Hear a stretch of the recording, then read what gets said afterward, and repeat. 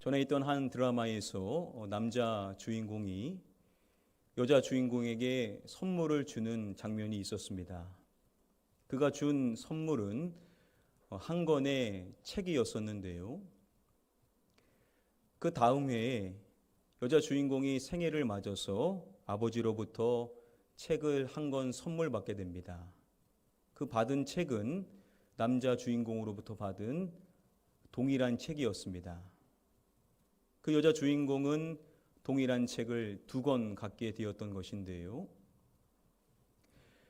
그 책은 시중에 나와 있는 시집이었습니다. 누구의 시집이냐면 여러분들 잘 아시는 나태주 시인의 시집이었습니다. 풀꽃이라는 시로 잘 알려진 나태주 시인이 얼마 전에 한 예능 프로에 출연을 한 적이 있습니다. 그때 BTS 한 멤버가 자신의 시를 추천해 줬다라는 이야기를 처음 듣게 되는데요. 그래서 자신의 책을 사인해서 보내드리고 싶다라고 이야기를 하면서 그 자리에서 자신의 이것을 공개했었습니다. 나태주 핸드폰은 010 공개해서 듣고 이분이 얼마나 유쾌한 분이신지를 단적으로 보여주는 장면입니다. 방송에서 아무렇지도 않게 자신의 개인정보를 공개할 정도인 거죠. 이분이 지금까지 지은 시가 무려 5,000페이지가 넘는다라고 하는데요.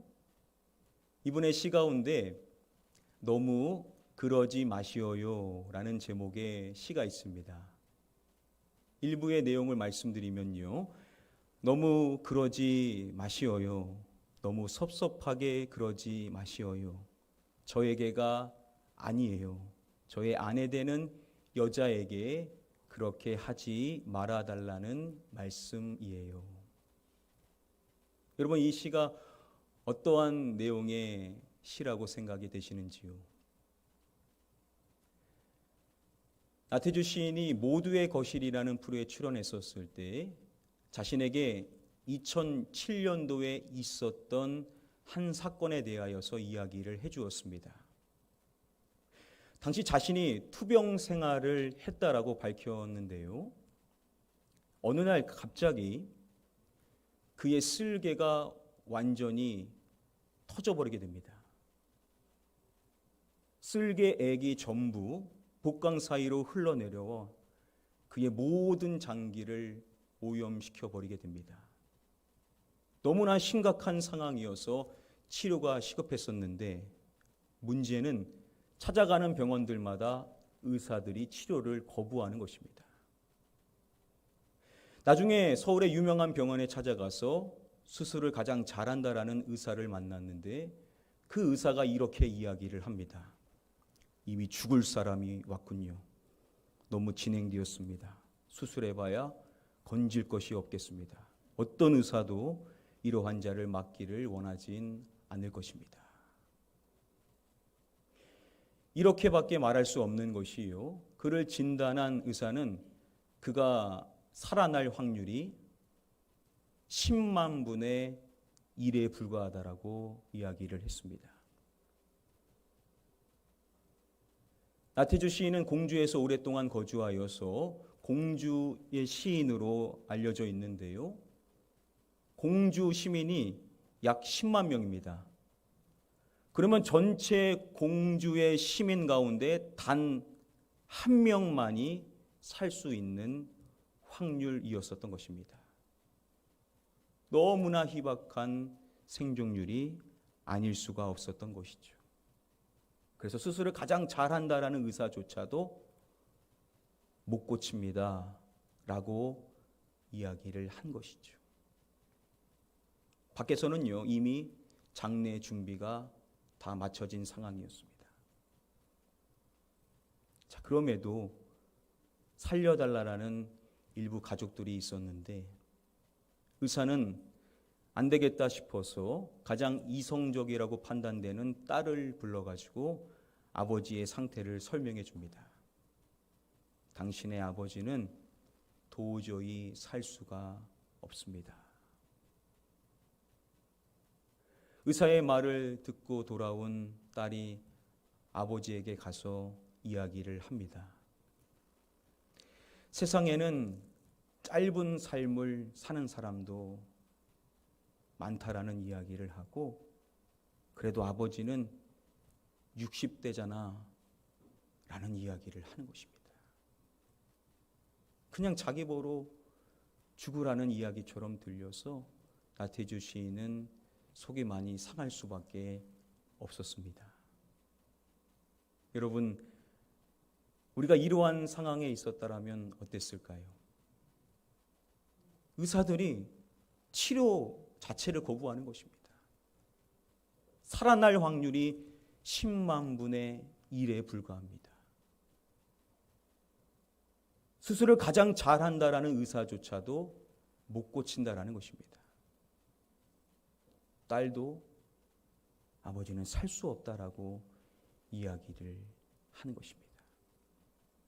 여러분, 우리가 만일 이러한 현실 앞에 있다라고 한다면 과연 저와 여러분들은 어떠한 모습을 보이게 될까요?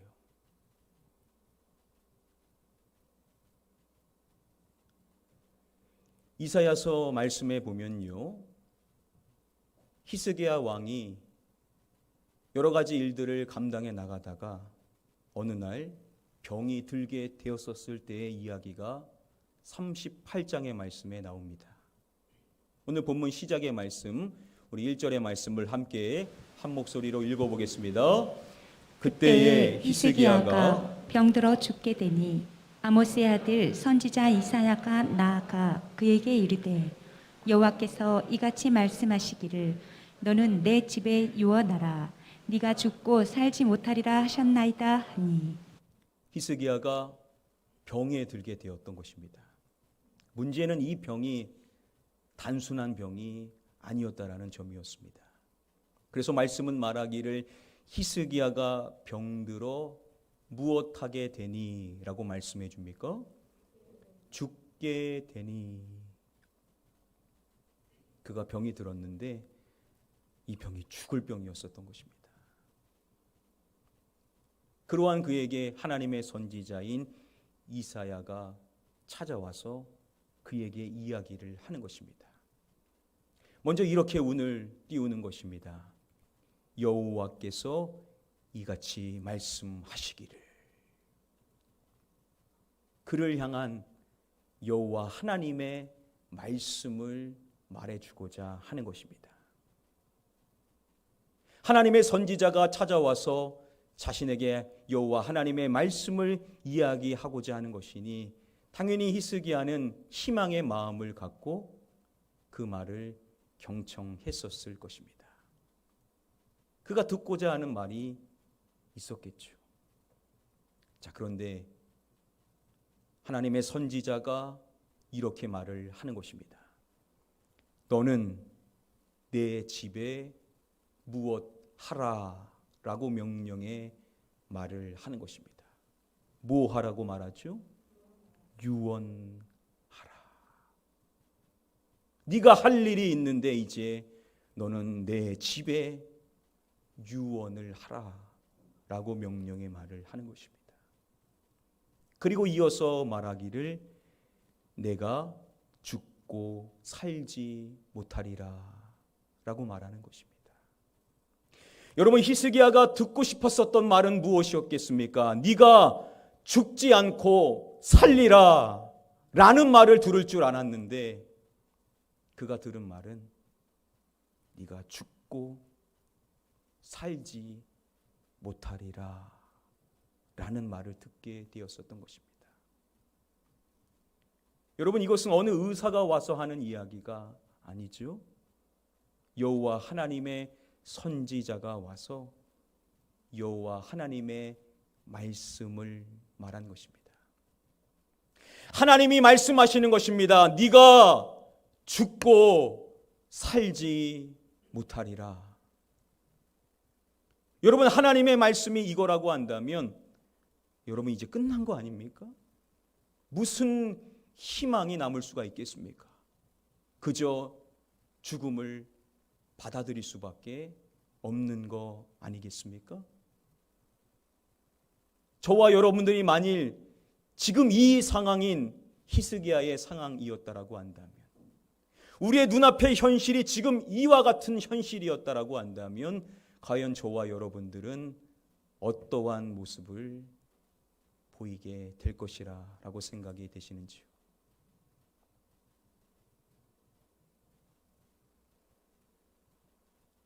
히스기야가 이 말씀을 듣자마자 그가 보였었던 모습은 다음의 모습이었습니다. 히스기야가 얼굴을 벽으로 향하고, 그 말씀을 듣자마자 히스기야는 자신의 얼굴을 벽 쪽으로 돌리는 것입니다. 그리고 무엇을 했는지 말씀을 보시면은 히스기야가 얼굴을 벽으로 향하고 여호와께 무엇하여라고 말씀을 해주는 것입니다. 뭐 했다라고 말씀합니까? 기도하여. 그가 자신의 얼굴을 벽 쪽으로 돌리고 무엇을 하냐면 여호와 하나님께 기도를 드리는 모습을 보였었던 것입니다. 하나님의 말씀이 네가 죽고 살지 못하리라 라고 분명한 말씀을 주셨음에도 그 말씀을 받았었던 그가 보이는 모습이 뭐냐? 자신의 얼굴을 벽으로 돌려서 여호와 하나님 그분을 향하여서 기도하는 모습을 보이더라는 것입니다. 여러분, 우리는 히스기야의 이 모습을 통하여서 너무나도 중요한 한 가지의 교훈을 배워볼 수가 있는 것입니다. 저와 여러분들의 눈앞에 있는 현실이 어떠하든지 간에 우리는 그러한 현실 앞에 좌절해 있을 것이 아니라 우리가 보여야 될 모습은 한 가지인데, 그것은 무엇이냐? 여호와 하나님 그분을 향하여서 기도하는 모습이어야만 한다라는 것입니다. 여러분, 우리가 인생을 살아가다 보면 전혀 예기치 못한 사건들 앞에 놓이게 될 때가 있죠. 그래서 우리의 눈앞의 현실이 너무나 어둡고 절망스러워 그저 쓰러져 있을 수밖에 없을 것만 같은 그러한 상황 속에 우리가 놓일 때가 많이 있지 않습니까? 자, 그런데 아무리 눈앞의 현실이 절망스럽다 하더라도 저와 여러분들이 보여야 될 한 가지의 모습은 무엇이냐?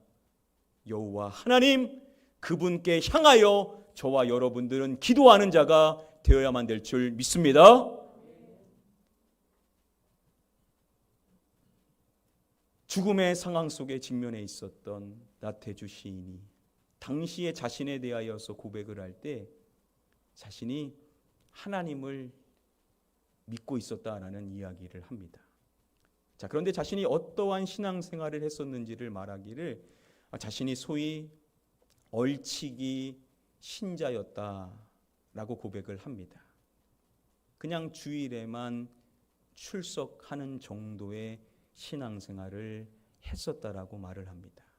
이 말인즉 잘 기도할 줄을 몰랐다라는 것이겠죠. 어떻게 하나님께 기도해야 되는지를 잘 모르는 상태였었다라는 겁니다. 자, 그런데 한 글을 보니까요, 당시 나태주 시인이 이렇게 했었다라고 이야기합니다. 무작정 하나님께 매달리며 기도를 드렸습니다. 기도라고 해야 화려한 기도가 아닙니다. 똑같은 말을 되풀이하는 기도였습니다. 살려주십시오. 살려주십시오. 그 말만 몇 시간에고 반복하는 기도였습니다. 기도할 줄을 모르니 그냥 살려주십시오. 살려주십시오. 이 말만 끊임없이 되풀이하는 기도를 드렸었던 것입니다. 당시 나태주 시인이 지었었던 시가 바로 너무 그러지 마시어요 라는 제목의 시입니다. 3년 전에 CBS 프로인 새롭게 하소서라는 이 프로에 나태주 집사님이 출연했었는데요. 그때 이 시를 낭독했었습니다. 우리 영상을 준비해 봤는데요. 우리 영상을 통해서 직접 들어보겠습니다.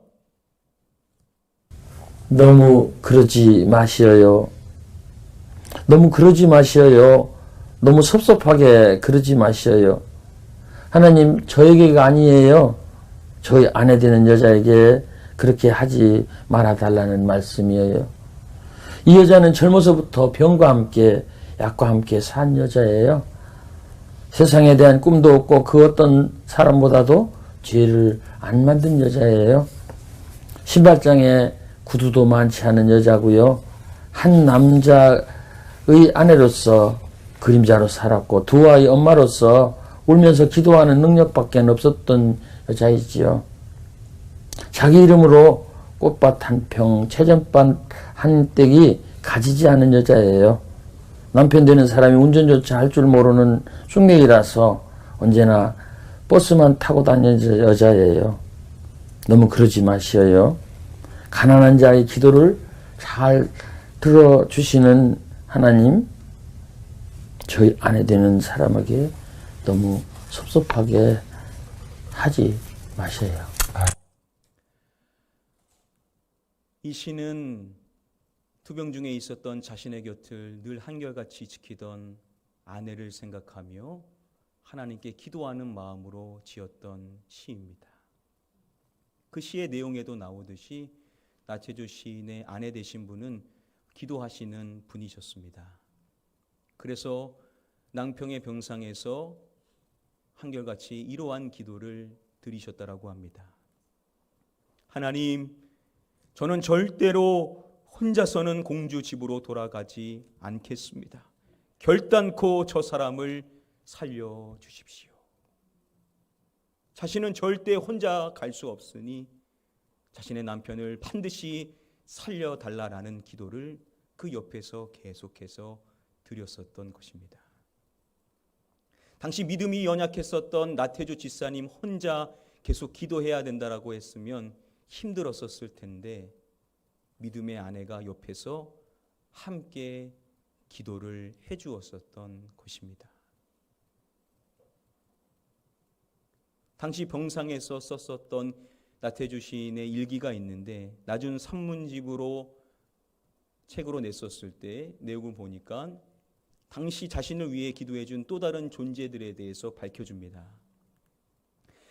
내가 다니던 교회의 전체 교인들이 들고 일어나 20일간 나를 정하여 입을 모아 소리 높여 내 이름을 불러가며 통성으로 기도를 했다고 들었다. 나태주 집사님이 출석하는 교회의 전 성도들이 나를 정하고 소리 높여 나태주 집사님의 이름을 불러가며 그분을 위하여서 통성으로 중보 기도를 해주었었던 것입니다. 눈앞의 현실은 어떠했었는가? 의사들이 고쳐줘야 되는데 치료조차를 거부하는 것입니다. 살아날 확률은 10만 분의 1에 불과합니다. 수술을 가장 잘한다라는 의사조차도 못 고친다라고 합니다. 딸도 이제 끝났다라고 이야기를 하는 상황인 것입니다. 이렇게 눈앞에 있는 상황이 절망적인 상황이었었는데 그 속에서 보였었던 모습이 무엇이냐? 바로 기도하는 모습을 보였었다라는 것이죠. 당사자인 본인도 기도하고 옆에서 함께 아파하는 아내, 즉 가족도 기도하고 그 교회 성도들 역시도 마음을 아파여서 중보의 기도를 드렸었던 것입니다. 여러분, 그렇습니다. 우리의 눈앞의 현실이 어떠하든지 간에 모두가 끝났다, 이제 모든 것이 불가능하다, 이제 죽음밖에 없다 라는 상황이라 하더라도 저와 여러분들이 그 당사자이든 아니면 옆에서 아파하는 가족이든 함께 믿음으로 생활하며 나아가는 성도이든 어떠한 입장에 있든지 간에 우리 모두가 하나의 마음으로 보여야 될 모습은 무엇이냐? 그것은 바로 우리 여호와 하나님, 그분을 향하여서 우리 모두는 기도하는 모습을 반드시 보여야만 될 줄 믿습니다. 여러분, 모든 의료진들이 죽는다고 했었던 나태주 집사님, 결국 어떻게 되었겠습니까? 다 죽는다 했지만 그런데 살게 되었던 것이죠. 무려 100만 분의 1의 확률로 살 수가 있었던 것입니다. 이 말 그대로 기적이 아닐 수가 없었던 것이죠. 모두가 다 끝났다고, 이제 죽음이라고, 당신에게는 장래밖에 남은 것이 없다라고 이야기하는 그 현실 속에서도 좌절하지 않고 하나님 앞에 함께 기도하였더니 하나님께서 기적의 역사를 베풀어 주셨었던 것입니다. 나태주 집사님은 43년 동안 교직 생활을 하셨었는데요. 정령 퇴임을 6개월 앞두고 발병을 했었던 것이었습니다. 병원에서 5개월 20일 동안 투병 생활을 하게 되었었는데요. 나중 날짜상 아무런 문제가 없이 무사히 정령 퇴임식을 가질 수가 있었습니다. 당시에 대해서 이야기하기를 나태주 집사님은 이 모든 것이 하나님이 하신 것이라고 말하면서 하나님을 이렇게 고백했습니다. 놀랍습니다. 저는 참 놀라운 하나님이세요. 자신을 기적적으로 살려주셨을 뿐만 아니라 이 날짜를 맞춰주셔서 아무런 염려 없이 정식으로 정령 퇴임식을 갖게 해주셨었던 그 하나님을 놀라우신 하나님이시다라고 고백을 했었던 것입니다. 이뿐만 아니라 이후에 나태주 집사님은 공주문화원장에 당선되어지게 됩니다. 죽음에서 기적적으로 살려주셨을 뿐만 아니라 그 이후의 삶 역시도 하나님께서 책임져 주셨었던 것입니다. 여러분, 이 모든 일들이 어떻게 가능할 수가 있었는가? 그 눈앞의 현실은 죽음 자체와도 같았지만 그 속에 굴하지 않고 기도의 모습으로 나아갔더니 하나님을 만나게 되는데, 그 하나님은 기적의 하나님이시요, 그 하나님은 놀라우신 하나님이시요, 그 하나님은 구하지도 않은 것까지도 은혜로 부어주시는 은혜가 풍성하신 하나님이심을 만날 수가 있었던 것입니다. 저는 개인적으로 너무나 바라옵기는 우리 모든 성도님들 한 분도 빼놓지 않고 여러분들의 눈앞의 현실이 어떠하든지 간에 기도의 모습으로 나아가셔서 여러분들 역시도 기적의 하나님을 만나게 되기를 축복합니다. 여러분들의 하나님이 놀라우신 하나님이심을 만날 수 있게 되기를 축복합니다. 여러분들의 하나님이 구하지 아니한 것까지도 채워주시는 은혜가 풍성하신 하나님을 만나게 되기를 축복합니다. 기억하십시오. 우리의 눈앞의 현실이 어떠하든지 간에 모두가 끝났다, 이제 모든 것은 이제 중단하고 죽음밖에 우리에게 주어진 것은 없다라는 현실이라 하더라도 우리는 그 속에 굴할 것이 아니라, 그 속에서 쓰러져 있을 것이 아니라 우리는 여호와 하나님을 향하여서 기도하는 자가 되었되, 우리는 분명 그 하나님이 기적의 하나님이시오, 그 하나님이 놀라우신 하나님이시오, 그 하나님이 은혜가 풍성하신 하나님이심을 만나고 고백하게 될 줄 믿습니다.